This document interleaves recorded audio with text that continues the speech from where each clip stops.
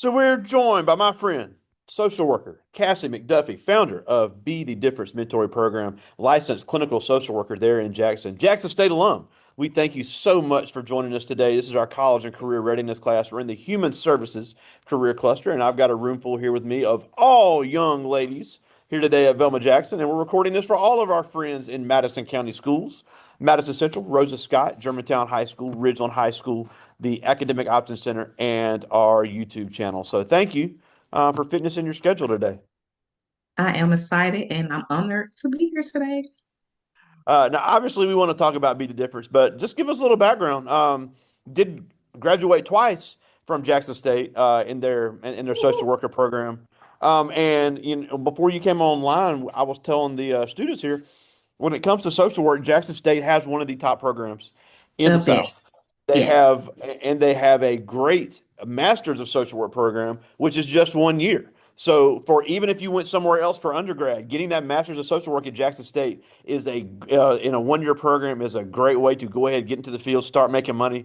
Because social work is something, I've had a lot of jobs on here where you wouldn't necessarily need a degree. Social work, you're going to need a degree. And Yes.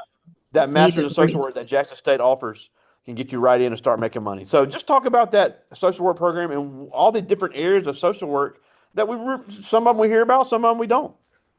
Yes. So I did graduate from Jackson State twice. I did my undergrad and I also did the advanced standing program as you are speaking about, that 1 year program. And it was so quick. Like soon as I sat down, like, hey, we're gonna graduate. But I'm so glad that I had the opportunity to go through the advanced standing program because, like you stated, as soon as you get that license, I mean, that degree in your hand, you can go to work, but you do need a license if you want to make some money.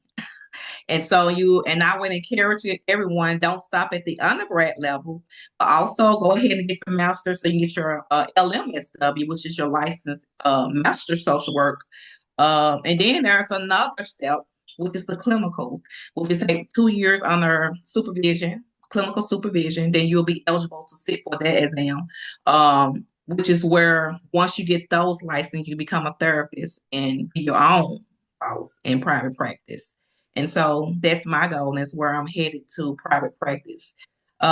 So social work, when we think about social work, the first thing we think about is what? They take kids, right? That's what we think about. That's what I thought about even when I decided to go into social work. I don't want to take people kids from them, but I found out that social work is more than just taking kids. And but you have social workers that work in hospital, medical social workers. You have social workers that work in schools. Some of them are considered to be counselors, but they are social workers. You have those that work in the mental health field. You have social worker that work in foster care. Then you have the VA military social worker, which I am a social worker at the VA Medical Center. Then there's also social worker that works in community organization. As myself, I am a founder of a nonprofit, Be the Difference mentoring program, where I mentor and counsel teenage girls. I love teenage girls. Yes. And so there are so many areas in social work. So if you are an individual that want to help someone, though you don't need a degree or a license, let me just stop right there. You don't need a degree and license to help anybody. You just got to have the heart and the compassion. However, if you want to do it on a professional level, you want to get paid to do something that you love doing every day, then social work is the field for you. Absolutely. And a new area of social work that I've just kind of learned about is there's a big need for social workers in the prison system for these Oh people yeah, yes. Social these workers are people in that the their prison. sentences are coming to an end and they need help adjusting and reacclimating to civilian life after their sentence ends because and I don't mean to I don't put a lot of opinions on here but I'm under the opinion of once you serve your sentence to society you deserve a chance to Yes, make a life I for agree. yourself I and agree. these social workers are needed to help people not reoffend and to help people acclimate back into Yes, working like a civilian that's not incarcerated. So yes, big yes. need for that in social work right now for anybody that's interested in that area of social work. And that was also talking. I'm not for sure have they implemented as yet. I know when an officer, the police get these calls, these crisis calls, that they was going to take a social worker along with them. that's trained to deal with those issues, but I don't know if they have done that yet. Yeah, and I know law enforcement does use social workers for certain situations because look, we've all seen the news. They're trying to alleviate violent Hmm. situations. A social worker could be the person to come in and mediate and actually save somebody's life. So it Yes. really could be a need for that. But one thing about social work I think needs to be talked about is for because I hear kids all the time, oh, I want to help people, that's great. Especially because I know, and we'll talk about it more in a minute, how you talked about you needed somebody in your life and you've been able to be that person. And there's so many people that have that ability. But the problem is on the academic side because social work, I can tell you, has a lot of paperwork. You've got to be a great writer, you've got to be a great documenter, and you have got to be very, very good at explaining things and documenting things. So talk about that aspect of social work because obviously there's so many people that have huge hearts. Mississippi is one of the, you're not going to find nicer people and more loving people, but everybody's not cut out to be a social worker because I don't think they understand the paperwork aspect of it. So do talk about Yes. that because I think that's important. Yes. So even in school, there's a lot of papers to write. And I was kind of afraid to go in social work because everybody like, you have to write a lot of papers. But I went through it and thank God I got through it. But even after, like you stated, even after graduation, your whole job consists of writing documents, noting.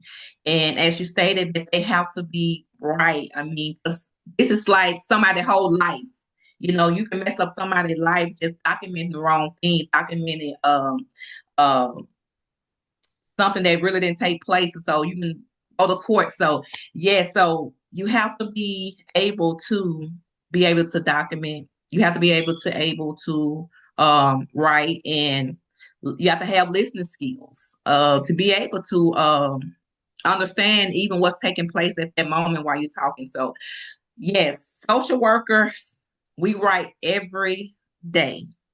So my whole entire career consider writing. I have to write every day. So yes, a lot of notes, a lot of notes. Yeah, and it's not one of those things AI can do for you. And look, and in other classes, I even encourage the use of AI for some types of business ideas and formatting, Mhm. and we need to use that technology. But when it comes to social work type things, it's not really something that needs to be spit out with an AI prompt. It Right. has I to be agree. somebody that is skilled and understands the documentation aspect and can really document everything that's been going on.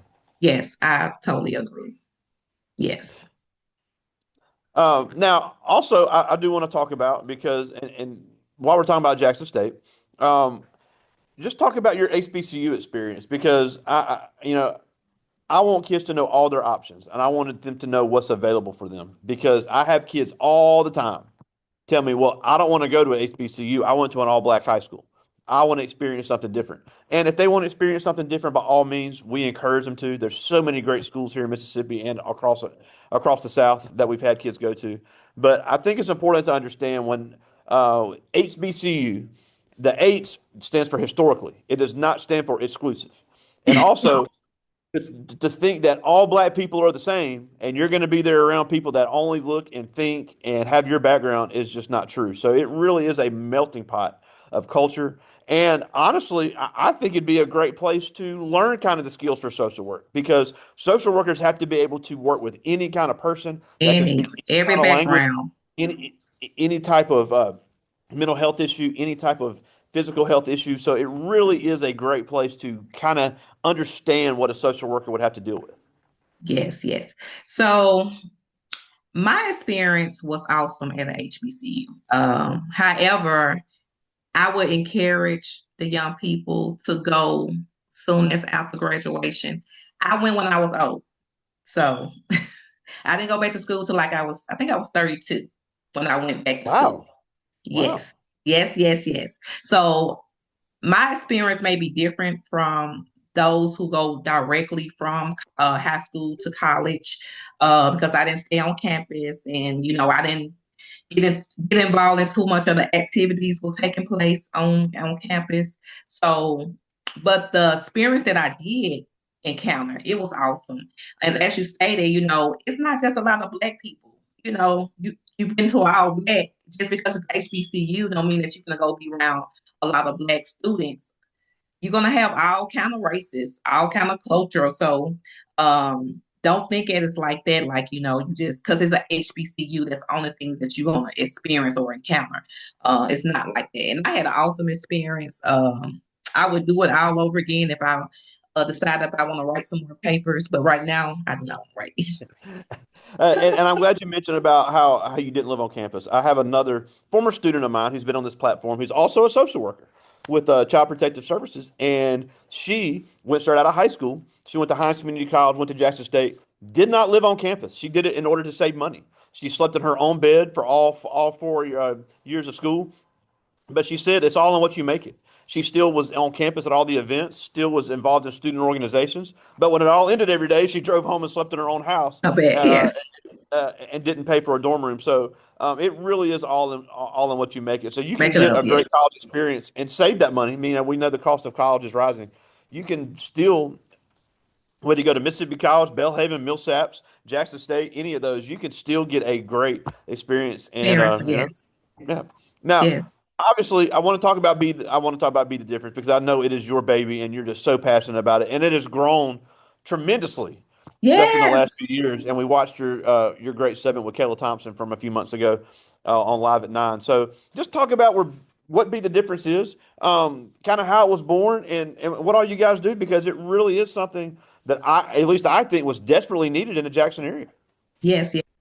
So Be the Different was founded in 2020, March of 2020, in the aim of COVID. Didn't know COVID was around the corner.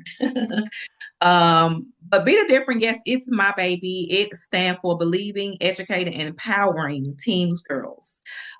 Teams Girls are my passion because get to do, I get to be to them the same person that I needed when I was their ages. And so that's where it was born from because I suffer a lot of things in my teenage years.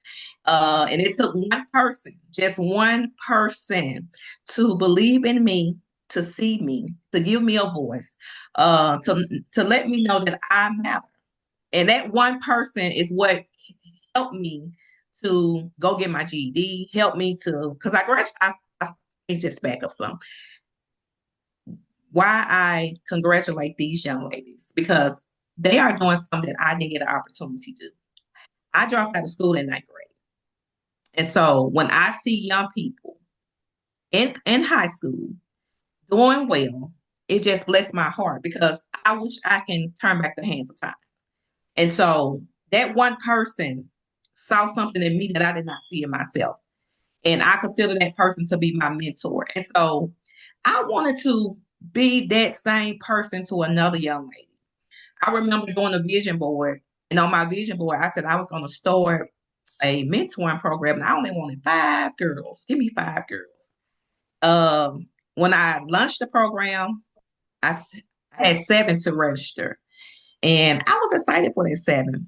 But we have grown to over like 45, and we are still growing every day. So what we do, I have about 21 mentors that's under my leadership, and we pair those young ladies with that mentor, just someone that they can have an outlet.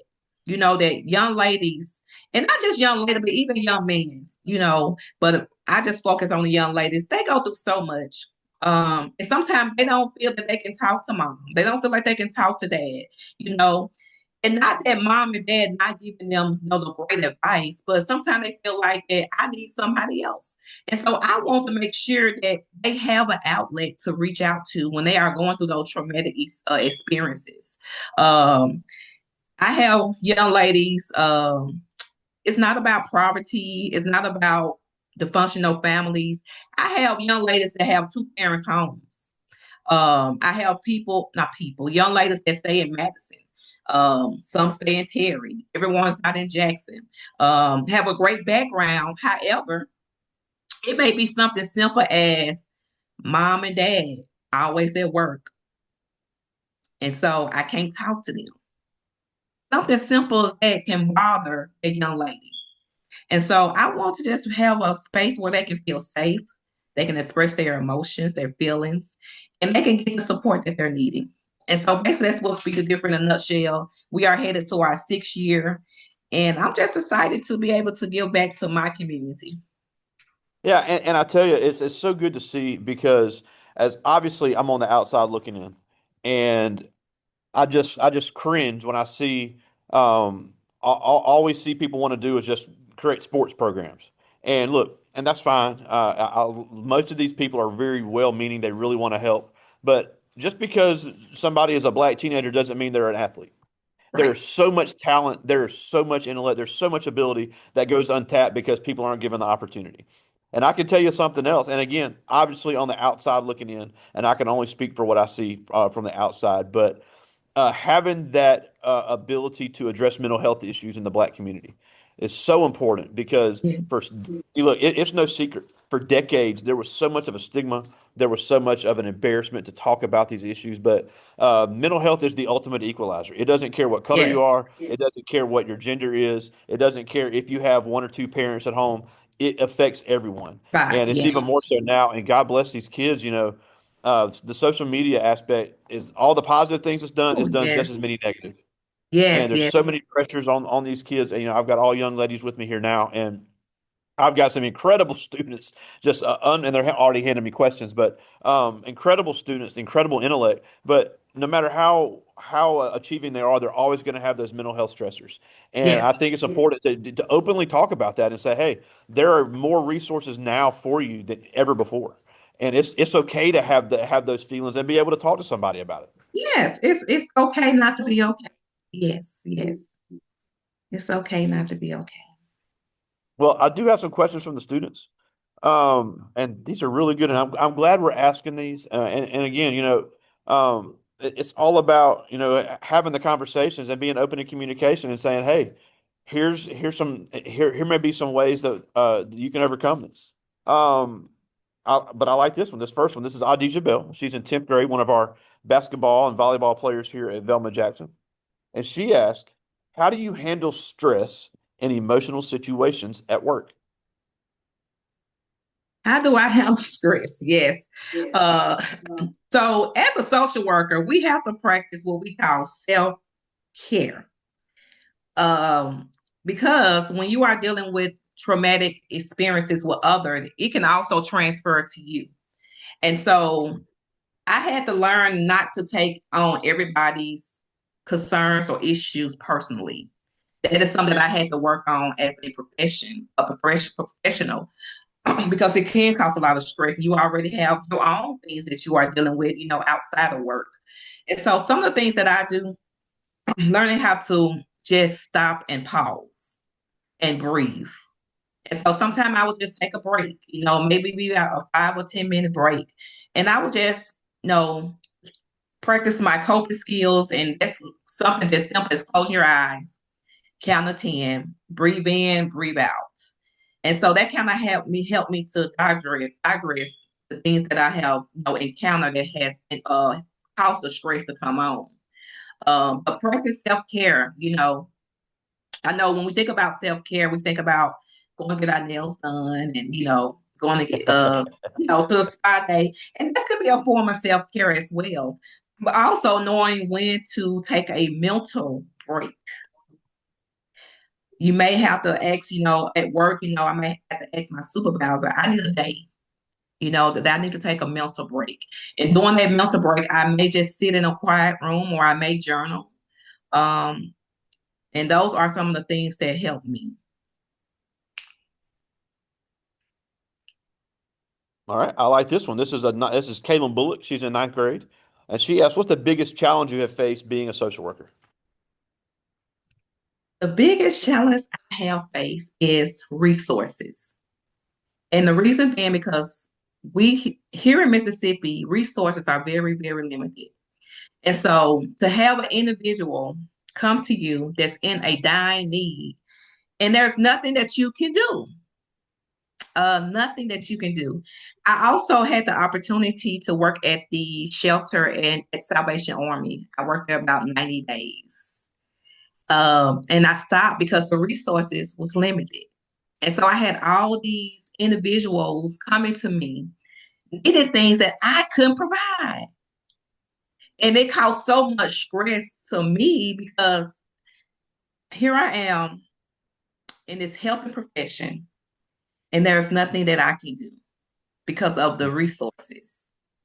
And so that made my job stressful. So I was there about 90 days. I couldn't do it because there was no resources available. You know, Mm. if in a shelter, these individuals, they need housing, they need funding, they need clothes, they need everything. They don't have anything. And so when they come to you and you say, well, I don't have, I can't. So that has been my biggest challenge, the resources that we Wow. have here. I like this one. This is Deani Johnson. She's in ninth grade. She's a member of our band here at Velma Jackson. And she asked, what qualities or personality traits would make someone successful in this career? Personality traits, I would say that social work, you have to be,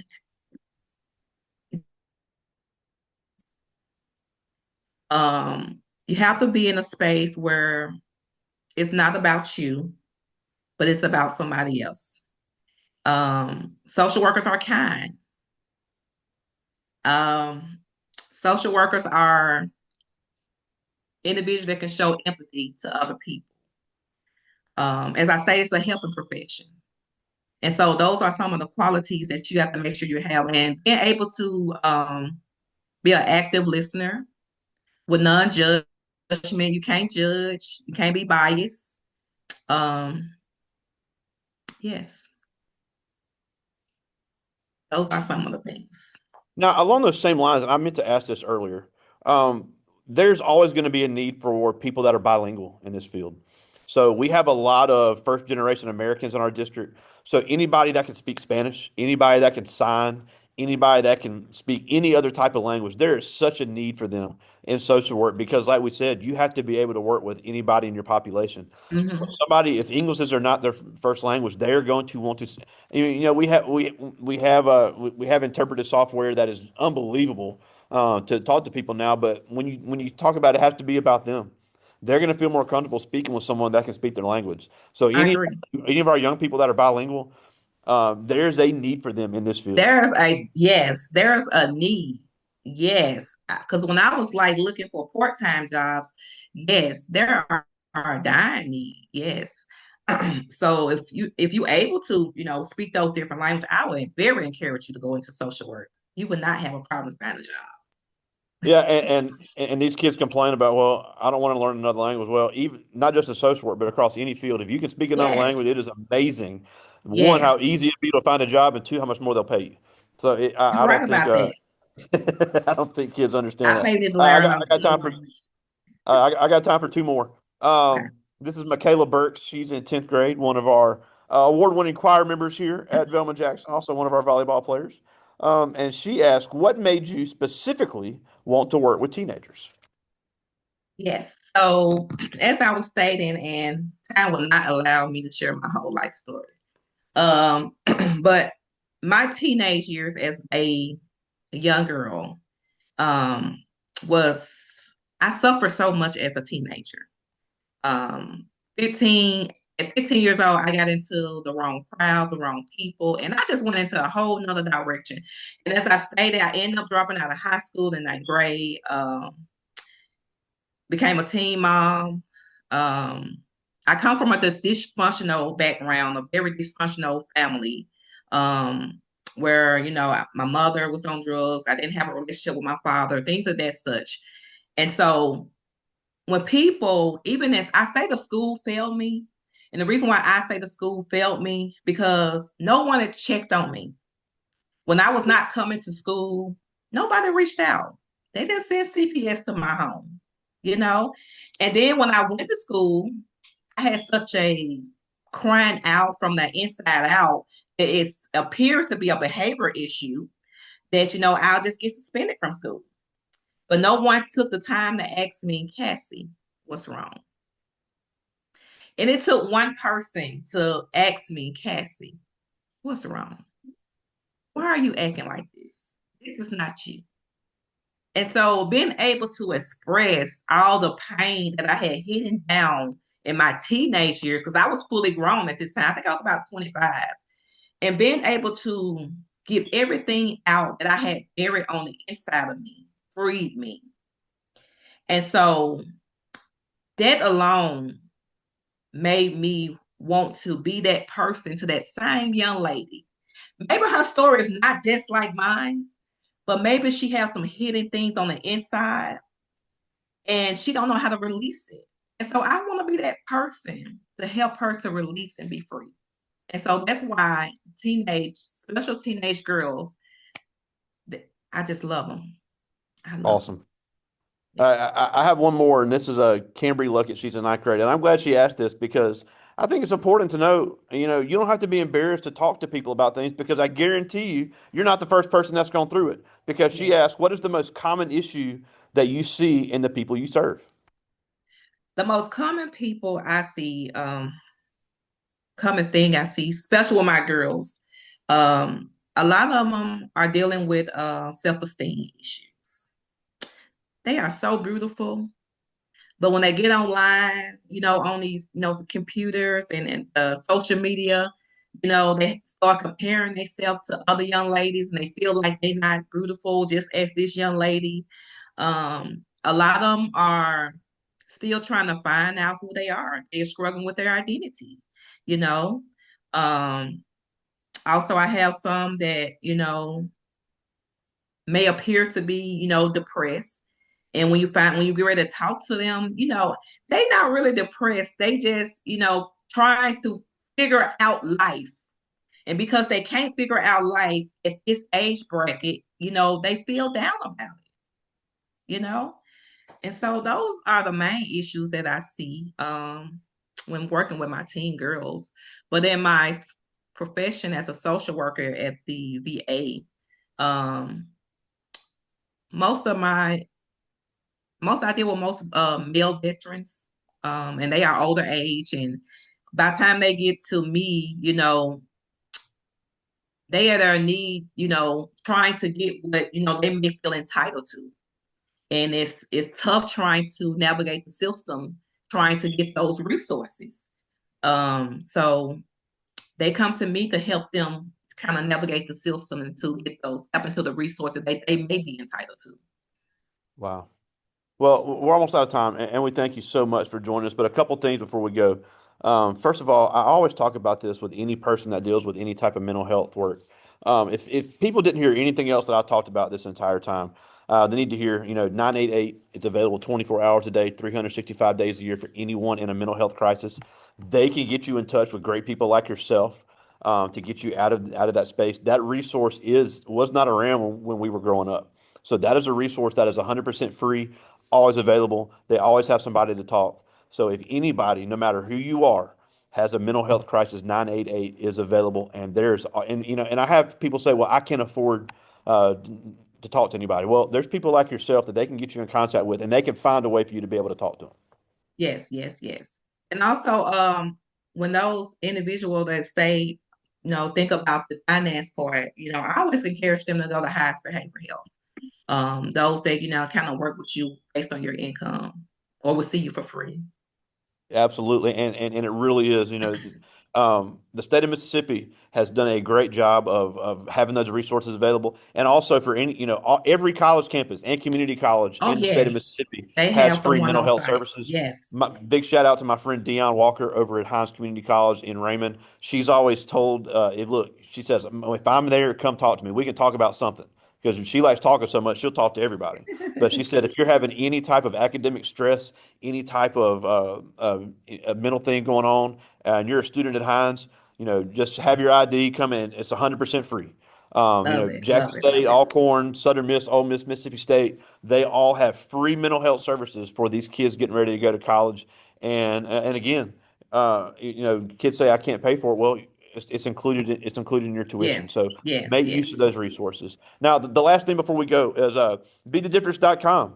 Tell us where they can find it and get more information.